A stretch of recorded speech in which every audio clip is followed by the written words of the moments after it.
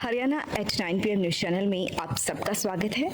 आइए आपको कराते हैं खबरों। नाम क्या है और जो साध संगत है इसके बारे में आप क्या कहना चाहेंगे, कितनी प्राचीन है? मेरा नाम निर्दोष कुमार साध है और ये साध संगत तो बहुत ही पुरानी है।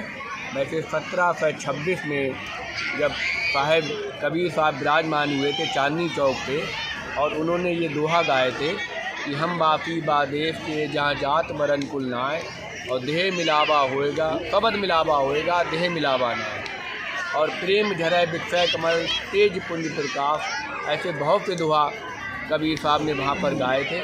तो वहाँ पर जो साध संगत जहाँ पे वहाँ पे थी उन्होंने ये दोहा सुने। कुछ वहाँ के एक नाई दोहा गाते हुए जा रहा था तो उसने भी दोहा गाया कि हम बापी बादेश के। तो वहाँ पर एक श्याम लाल साध बजाजी का काम करते थे तो उन्होंने वो दोहा सुना और सुन के वो कबीर साहब के पास आए और उन्हें चरणों में लगे और उनसे कहा कि हमें अपने सन्मुख रख लो। तो उन्होंने कहा तुम साधों के पास जाके मिलो।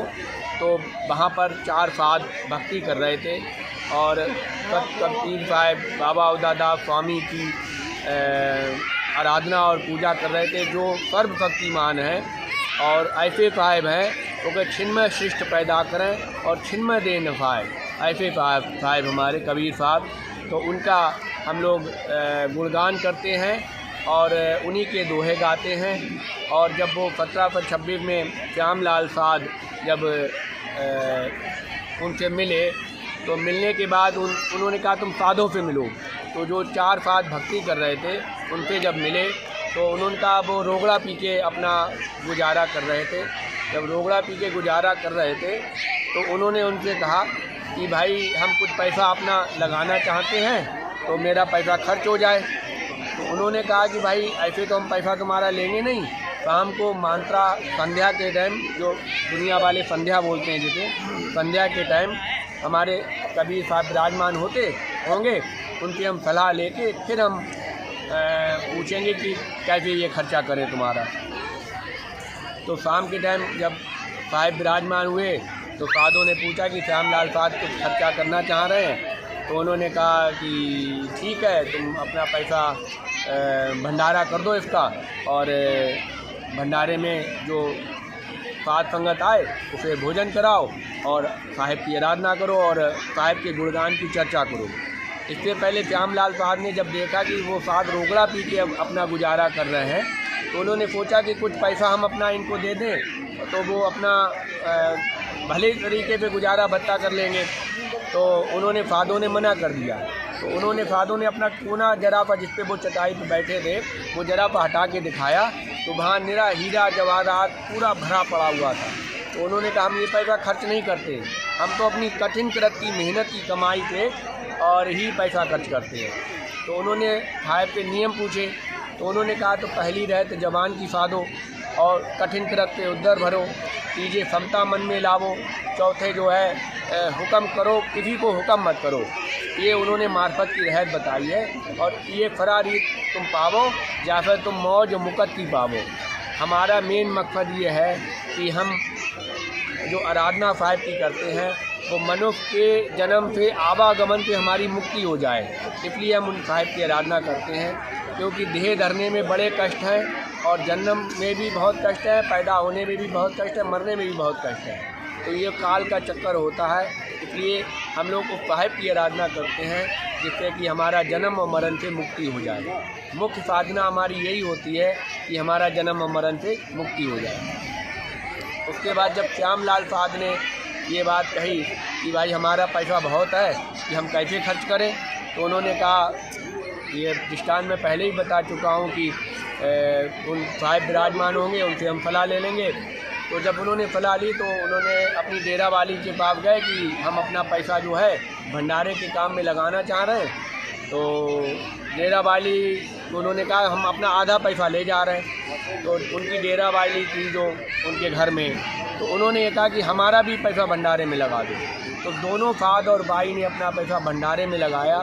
फिर 4 दिन तक मालपुआ की तई चढ़ी दिल्ली के अंदर और खूब सब भंडारा किया। सब लोग आए, जगह जगह के साधु महात्मा संत जन उनसे ज्ञान वार्ता हुई और ज्ञान वार्ता होने के बाद वो भंडारे के रूप में फागन सुदी तेरस में वो भंडारा कायम हो गया। उसके बाद भाव के जितने भी फाद हुए वो हफ्तगाह वजीर के बाग में, क्योंकि उस समय औरंगजेब का ज़माना चल रहा था और बहुत से ग्रंथ थे कि औरंगजेब जो ऐसा आदमी था वो दोनों तीन एक ही करना चाह रहा था। वो चाह रहा था कि उसने ना हिंदू रहे ना मुसलमान, खाली मुसलमान दिखे, वो ये करना चाह रहा था।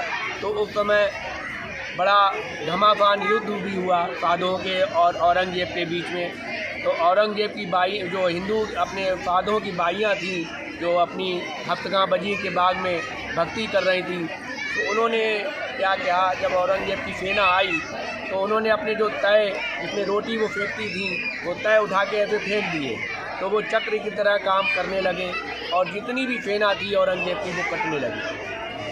फिर हमारे साहब विराजमान हुए, उन्होंने ये कहा कि ये तो भाई अब चौथा युग है, अब इसमें काल का फंदा ज़्यादा है, इसमें तुम अगर लड़ोगे तो मुक्ति नहीं हो पाएगी तुम्हारी। तो उन्होंने ये सोचकर कबीर साहब ने आदेश किया कि भाई अब तुम लड़ो मत और सरेंडर कर दो जो भी है। तो उन्होंने कहा कैसे भाई सरेंडर करें हम दुश्मन के आगे, क्योंकि सूरमा, साध और सती ये तीनों में सबसे आगा साध होता है।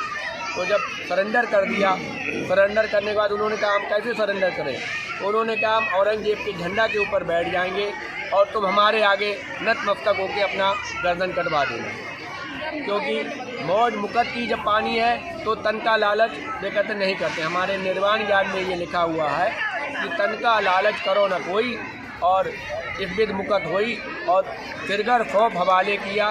इसके मतलब है कि जो सिर है इसमें 9 द्वार हैं, इसमें 7 द्वार है, दो द्वार, एक गुदा द्वार एक मूत्र द्वार है।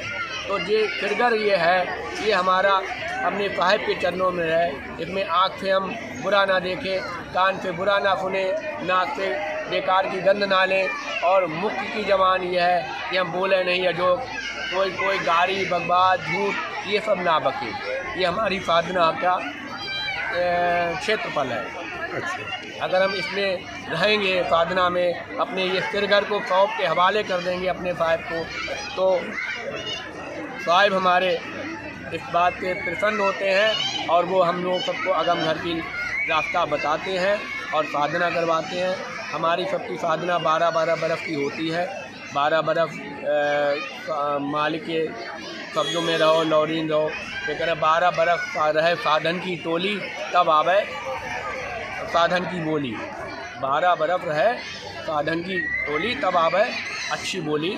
जो भी बोलने का शऊर आता है, विचार आता है, वो आएगा। तो उसमें जब साध एक परिपक्व हो जाता है तो उसे साहब बड़ी शक्ति दे देते हैं।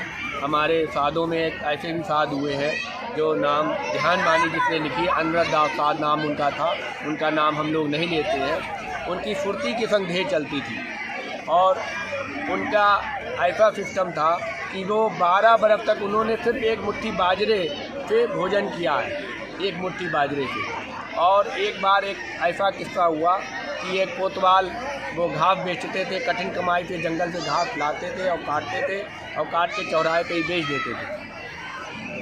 तो ऐसा आज हुआ, एक कोतवाल आ गया, उस कोतवाल ने ये बात कही कि भाई ये घास तुम्हें मेरे घर लेके चलनी पड़ेगी। तो उन्होंने कहा साध ने कि हम तो भाई भई का भई बेचते हैं और यहीं से हम पैसा अपने लेके हम अपना चले जाते हैं। तो दरोगा ऐठ गया, तो दरोगा के ऐठने के बाद उसने कहा ठीक है तुम ज़बरदस्ती कर रहे हो तो भाई हम लेके चल देते हैं।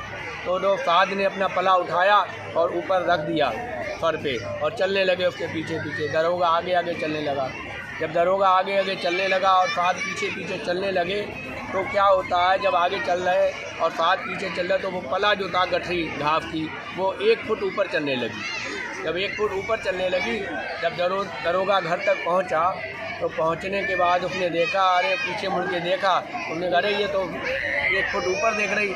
तो वो दरोगा उनके साथ के पैरों में पड़ गया, बोले भाई साहब मुझे माफ़ कर दो और मेरी बड़ी गलती हो गई, हम तुम्हें समझ नहीं पाए। उन्होंने ठीक है, उन्होंने उसे ध्यान नहीं दिया, उसका पैसा लेके अपना रास्ते में चले। तो जो साथ की लेनी पड़ती है जो हमारे साथ समाज में है, और उस गुरसिटी में हम 3-4 करार लेते हैं जो इस समय हम यहाँ पर नहीं बोल पाएंगे। तो पहला एक करार बोल देते हैं कि हम किस वास्ते खड़े हैं, बोले गत मुकत के वास्ते। हम अपनी जो गत है, मेरी जो संसारिक चाल है, इसमें हम हर पल मुक्त रहें, और मुक्त रहें तो हमें काम, क्रोध, लोभ, मोह, लालच, अहंकार ये सब नहीं व्यापेगा। तो हम बिल्कुल स्वच्छ और मन से साफ रहेंगे, तो हम मालिक का नाम ले सकते हैं। क्या साध संगत में मूर्ति पूजा भी होती है? हमारे यहाँ मूर्ति पूजा निषेध है। हम लोग सिर्फ एक ओंग आद शब्द करतार सत शब्द का ही भजन और पूजन करते हैं और सुमरन करते हैं, सुमरन और ध्यान। साध संगत में और क्या नियम है? साध संगत के मेन नियम यही हैं, किसी की बुरी ना सोचो, किसी से झूठ ना बोलो, किसी को गाली बकबाद मत करो, व्यर्था मत बोलो, जो फालतू की बात ना करो, जो काम की बात है काम से काम रखो और अपना सुमरन करो।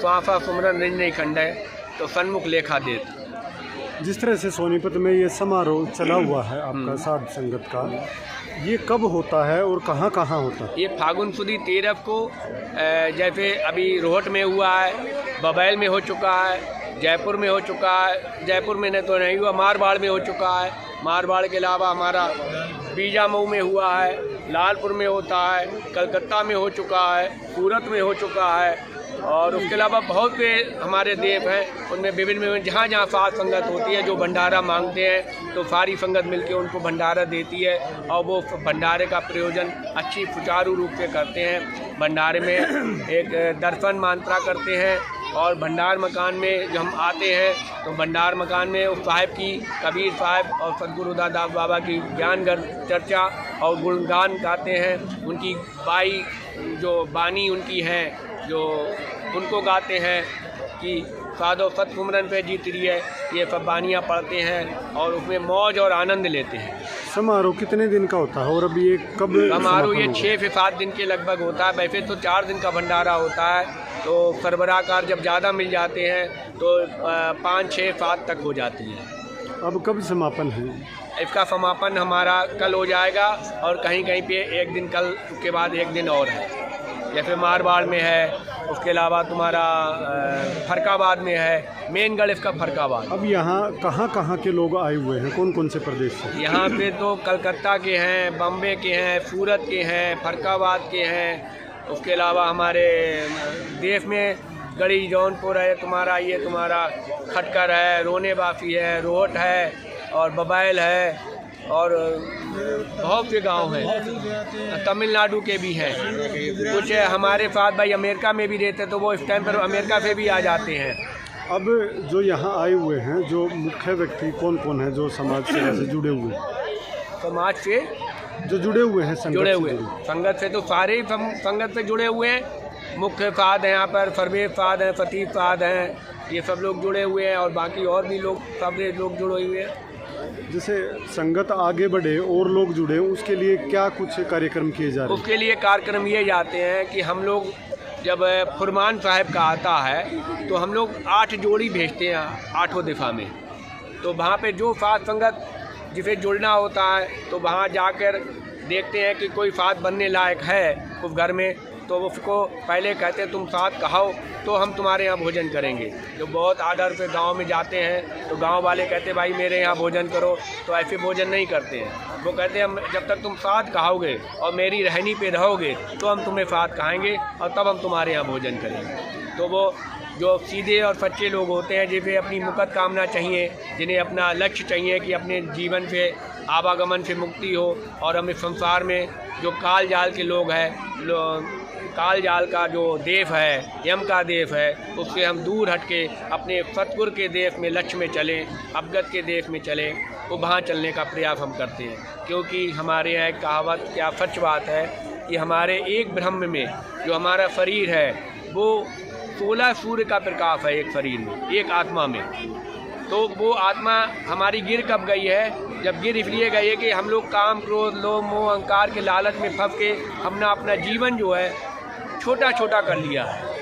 अगर हम उसको उजागर करेंगे अपने करनी द्वारा, तो हमें पूरा 16 सूर्य का प्रकाश का हमें जो देह है हमारी वो मिल जाएगी। एक अलौकिक देह जिसे बोलते हैं, जिसे देवता की देह बोलते हैं, जिसमें हमारे ब्रह्मा, विष्णु, महेश ये भी आते हैं। इनके अंदर पूरा फूला फूल का प्रकाश है। और मेरे साहब का प्रकाश तो कहने की बात ही नहीं, अथाह प्रकाश है। वे कह रहे 12 नदी 18 गंगा, जेते तारा है ब्रह्मांडा, एते पूरे उंगय काफा तो न पुरुष सम होए पर काफा। इतना पूरी दुनिया, पूरे वर्ल्ड में जितने कितने भी ब्रह्मांड हैं वो साहिब के बनाए हुए हैं। डॉक्टर सेठी अमर अस्पताल, a unit of tulip hospital अब आपके शहर खरखुदा में जनरल सर्जन और स्त्री एवं प्रसूति विभाग 1 दिसंबर 2024 से 24 घंटे उपलब्ध रहेंगे। Doctor Prince MBBS MS general surgery, doctor Sumera MBBS MS OBS and gynae, private panel उपलब्ध और ECHS एवं Ayushman Bharat in process. Rohtak road Kharkhoda Sonipat, दूरभाष 0130 29 831 32 895 040 40 64। लगातार खबरों से बनी रहने के लिए चैनल को लाइक, सब्सक्राइब और शेयर जरूर करें। धन्यवाद।